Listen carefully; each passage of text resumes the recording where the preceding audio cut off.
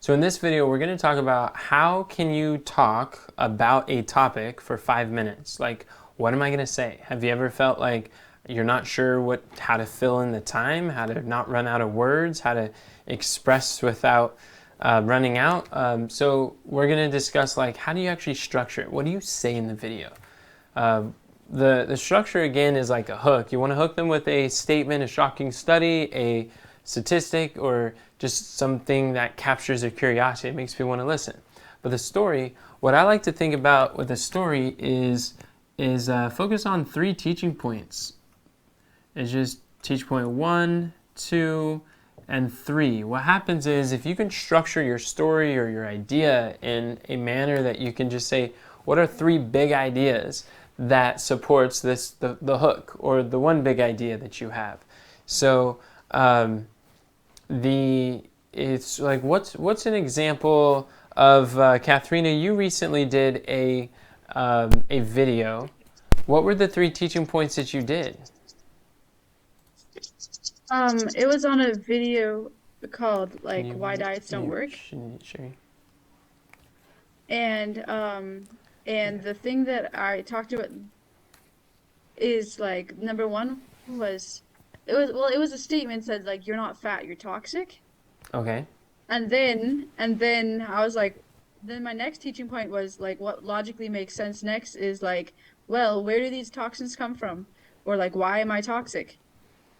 And then after that, they're like, well, what can I do to get rid of the toxins? So basically, like going in order of like, so so I kind of like solved the problem, like introduce the problem, and then solve the problem, kind of. Okay, so that makes sense. So you built your your video around this idea that you're not fat, you're toxic, and you showed how people lose weight by starving their bodies or why dieting doesn't work, right? So the hook Yeah. was why diets don't work and what to do instead. That was your hook. And then the story, you could have just kind of talked about all the stuff about dieting and why it doesn't work, but the story was like 3 big ideas. You had 3 teaching points. And then you gave an example. You had a slide. Oh, I can pull up the slide here. You used this slide and recorded a video about it and you showed them why people rebound on when they're on a diet, correct? Yeah, I didn't actually use the slide, but I used the concept in the slide. But did you look at the slide while you taught it or in your imagination? Well, I had already written down the outline first, so I wasn't looking at that slide specifically, but it would be good. And in the future, what I want to do is I want to use Loom so I can use a slide. No, I mean your imagination. Did you see the slide in your imagination that walked you through the Oh, process? yeah, yeah. Okay. Mm-hmm. So Carmen, you could share my screen. Here, this is one thing that you can understand. Can we share half of the screen? The the way that this works is she's going through this process how when you diet you lose weight and then I mean you're like overwhelmed and it's toxicity issues and then you lose the weight but you don't deal with the toxins so you're still super toxic and then you rebound and the weight comes back and then but cleansing is totally different. This is a new opportunity.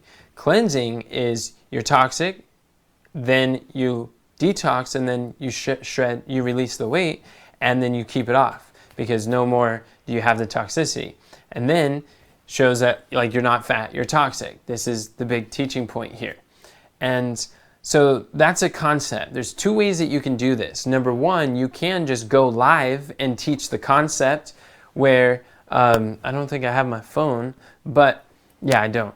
So you can go live, you can hold your phone and talk to them. And Katharina, what she was doing is she structured 3 teaching points. She has a hook and she has 3 teaching points. These teaching points are based on the slides that I just showed you. So she's going through these in her mind. She has no visuals, she's just using word pictures. And she's describing the ideas in people's minds there. Hey, thanks for the phone. And so she's able to get on Facebook and she's able to talk to them that way.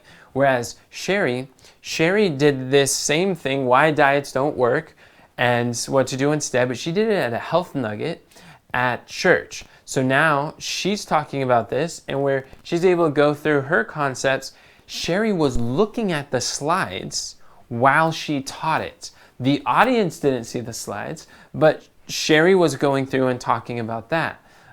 So that the slides were her reminder to know what to say next. That's a second way you could do it.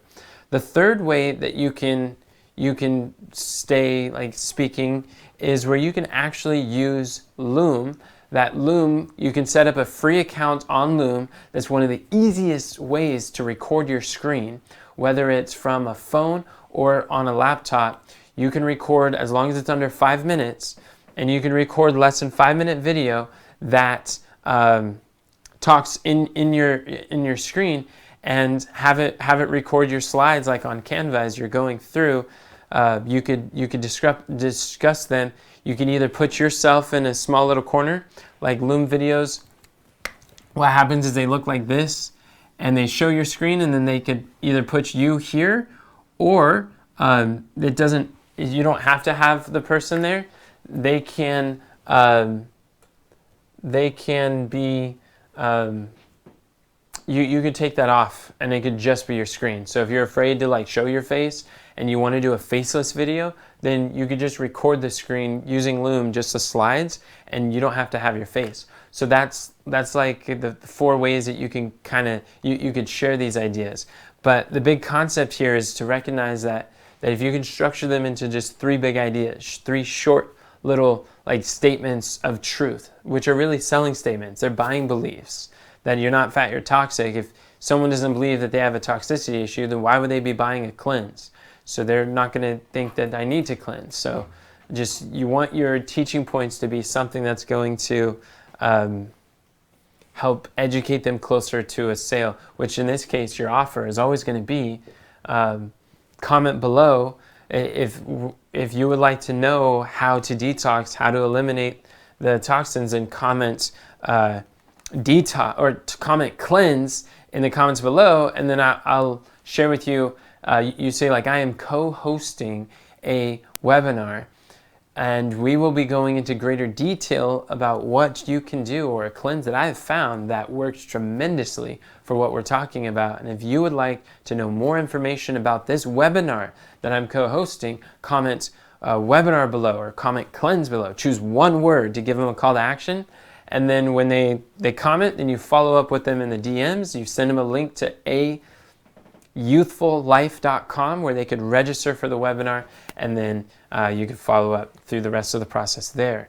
Do you think that there's any other advice that, Katharina, you would like to give someone who may be thinking about, how do I not run out of things to say?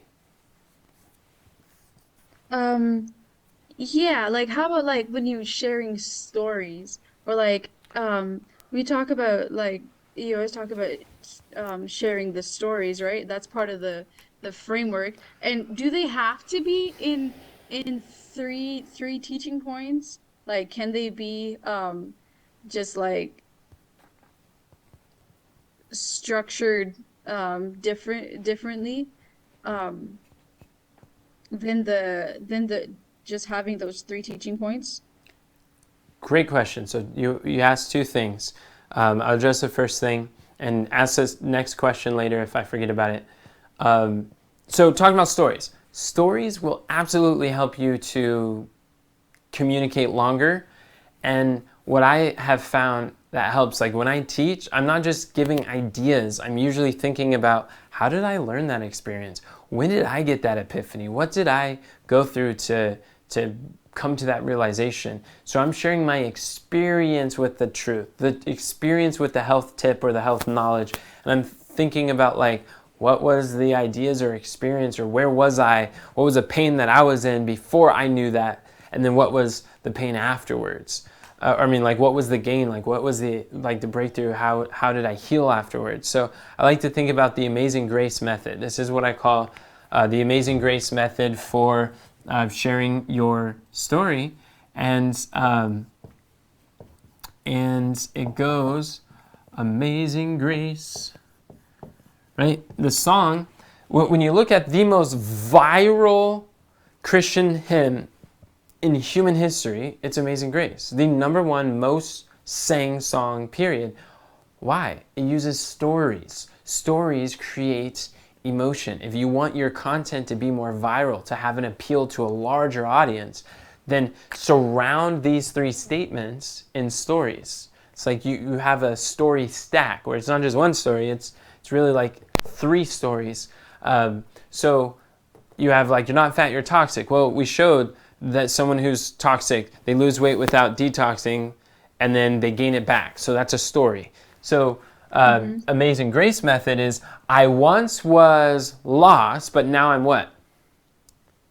Found. I once was blind, but now I what? See. I see. So you have, it's really like this before and after, and it's like, I once, before I learned this teaching point, before that, this is the pain I went through. This was how I struggled. This is what it was difficult. Like Sherry shared during the Health Nugget, and she expressed briefly like what the concept was. She went through the slides, but then Kathy was like, hey, did you tell your story yet? And then Sherry was like, oh, right, let me tell my weight loss story. And then she expressed how she was overweight and toxic, over 200, almost 300 pounds. And then when she was able to eliminate the toxins, she's able to take off the weight and keep it off. So sometimes sharing your personal story, your experience of how before she knew about the toxins, she was really toxic and really overweight. Then after she learned about eliminating toxins, she got rid of the toxic foods, the toxic lifestyle, toxins, and by addressing that, she was able to lose the weight and keep it off. So now that adds more length to your talk. And you might say, well, what if I don't have a testimony? What if I haven't gone through that experience? Well, you take the reporter approach, where what I like to call borrow to build. You can borrow a story to build your story. So in other words, let's say you're going to teach, you could literally share Sherry's story about how she was toxic, almost 300 pounds, and how she was able to lose weight. And if you surround these slides that I showed you in Sherry's experience, then that could help her a lot, and that can help you. So you borrow other people's stories to build your stories. If you don't have a weight loss story, that's totally fine. Until you develop your story, you can use a story of others. Even if you still are earlier on that journey and you desire to lose weight, but you're not there yet, you can still use other people's stories. When I first got started, I was using a lot of Dave MacArthur's story. I still to this day use Dave MacArthur's story because for all, like, his story is a $12 million story, and he's fine crafted it so much to overcome so many different objections. It is a masterpiece. Even if I do have a weight loss story, which I do, I'd much rather tell Dave's weight loss story because he tried so many other supplements, they weren't working, and like his experience is just so powerful. I constantly use other people's stories. And like when you look at a physician, does a physician need to have diabetes to help someone who has diabetes to overcome? No. So like as a mechanic, like I didn't have to have a broke down van in order to help someone with a broke down van to fix their van. Like I didn't need that. So in like manner, like you don't have to have the disease or have the result in order for you to teach someone the science and the studies and the stories of people who can relate to their experience and help them to overcome. You don't have to have that result. I've helped lots of people to experience things that like overcome health challenges I never had. But that's just the beauty of like science-backed products at work. So Shanicia has a question. I'm assuming it's about what we're talking about. So go ahead and mute yourself. Yeah, so as it relates to stories, is it, I was just about to do something. You share stories with other people, but that will be, like, for instance, you already see, like, other people's results and you want to share it, and you share their result. Like, you can share their story too, even though you might not have, like, used it for yourself yet or have a personal experience. Is that the same kind of thing? You're broken up a lot, but let me just repeat what I think I heard. You're asking, are you able to like when you're just getting started and you don't really have, you may not have like a product result yet, and are you able to use, and you're hearing so many, like every week when you're going to the weekly webinar, you're hearing so many different stories, and you were to tell those stories to people who can relate, is that the same thing as what I'm talking about? Was that your question? That's very close. But I was also saying, like, let's say I shared it with someone, but I haven't really seen a result yet, but they have. That's my story too, right? Because that's somebody that I shared with, so So I can share that story. you're saying that it's not a result you have, but you shared with someone, like your sister. Your sister is in the military, and she got on the products because you shared with her, and she had this great endurance and performance where she went through this big test that the military boot camp final test is, and she wasn't even like winded through the process. And so if you tell Yeah. that story to someone who wants like performance, has like an athletic goal, but you're not an athlete, and that's not really your desire, but your sister who Yeah. you shared with, does that fit here? Yeah.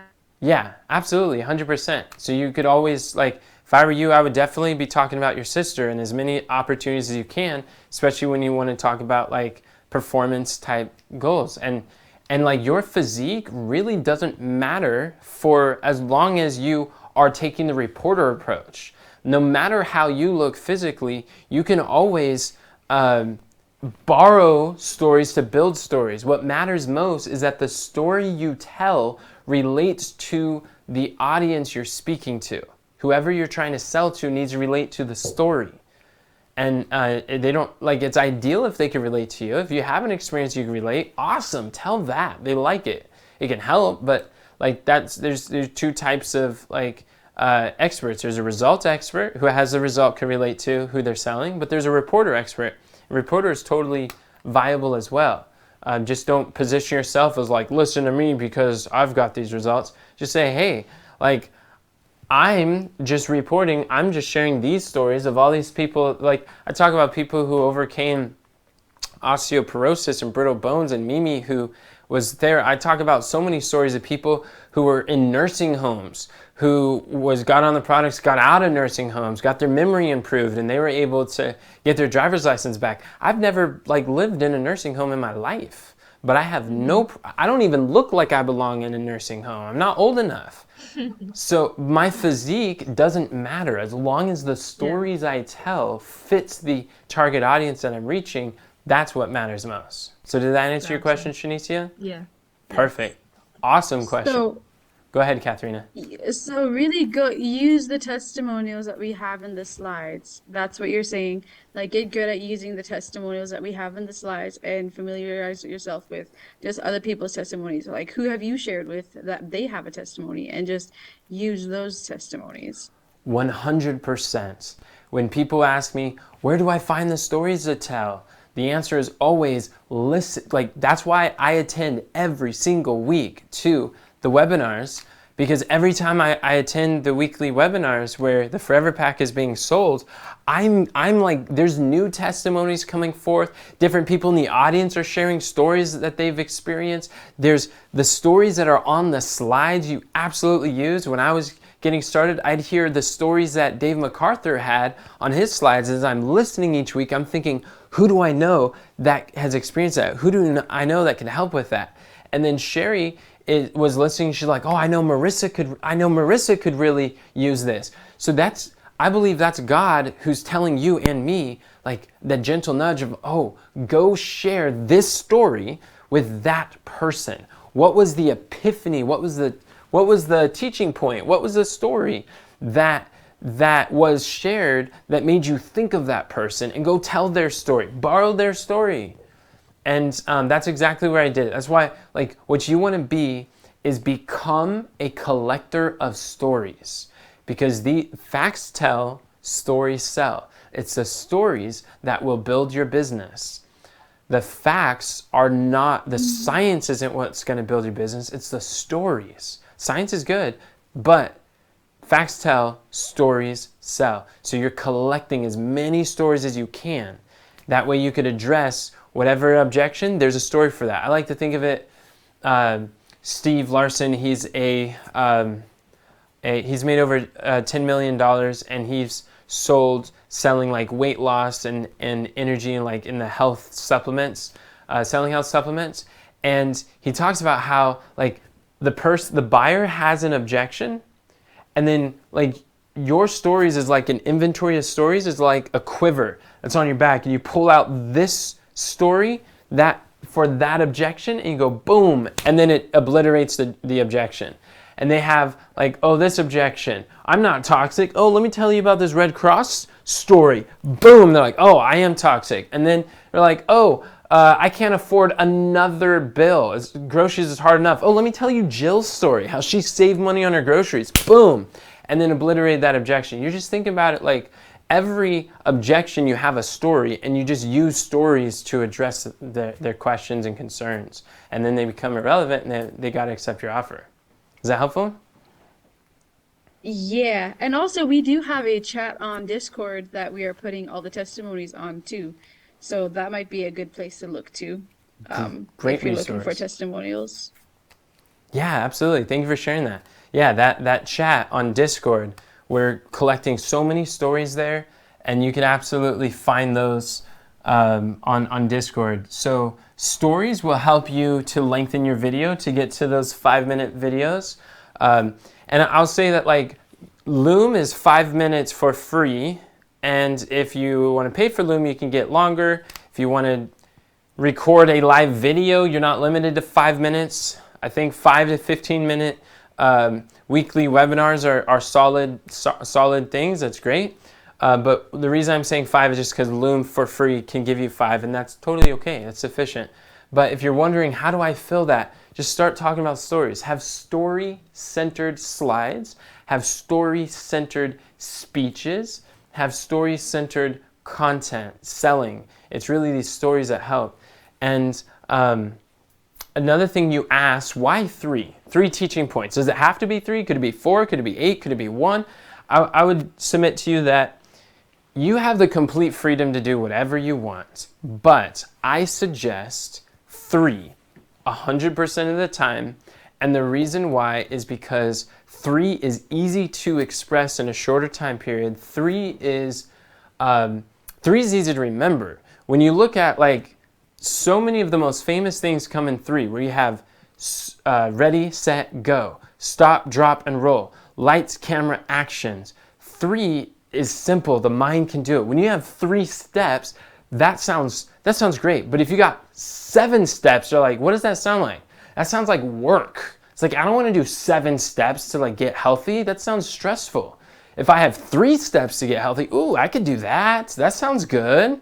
But when you start getting 4, like 4 can start to also be a little more rough or challenging. But like 3 secrets is good. 3 tips, 3 hacks, 3 myths that you're busting. 3 is just easy chunk to wrap the head around. 3 is easy to remember. 3 is easy to go through. 3 is it's not only easy for you to remember, it's easy for them to remember what you said.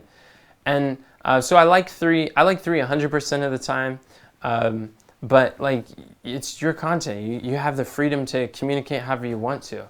But just know that like there's going to be like cause and effect. If you're okay with people remembering less or getting overwhelmed with some of the like increase of numbers because you really want to teach more things in a video, then like be my guest. It's fine.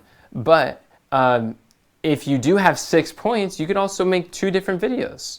First 3 points, last 3 points, different hook, or like just part 1, part 2, and you could say, hey, comment this below. And you could also recommend a second follow-up video that goes into like tips 4 to 6, which is still 3 at a time. They're just easy to follow along. Sounds good. Are there any other questions or tips or suggestions to help people to have to be able to fill the content for 5 minutes? I have a quick question in regards to you said we're using Loom and like that photo that you have or that illustration that you have there of the person being in the bottom left. Yeah.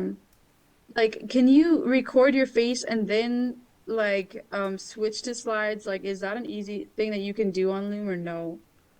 When you say record your face, you mean like make the face bigger?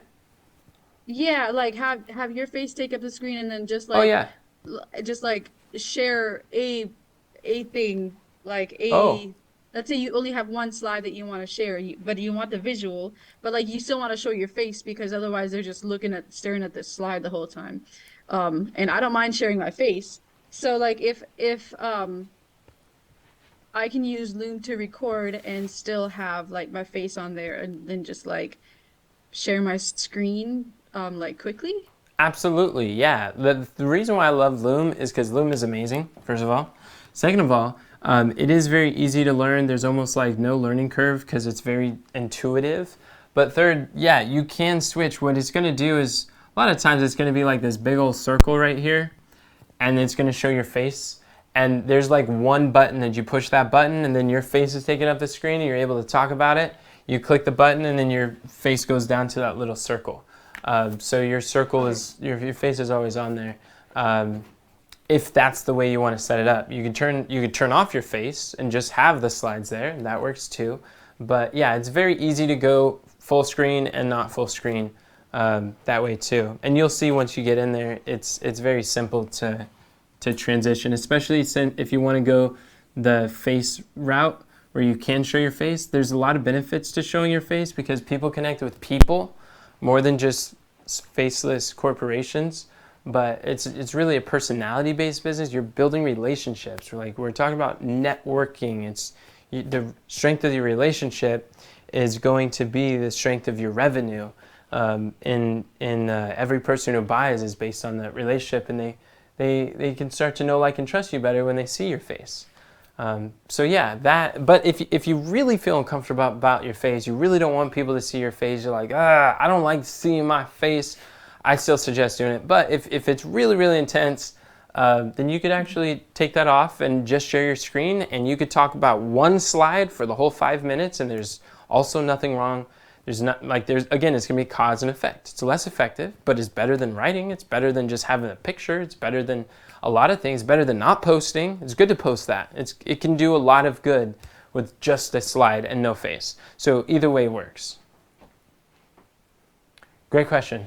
All right, well then we'll wrap it up here, and this video is how you can not run out of things to say while you're thinking about the type of content that you're delivering.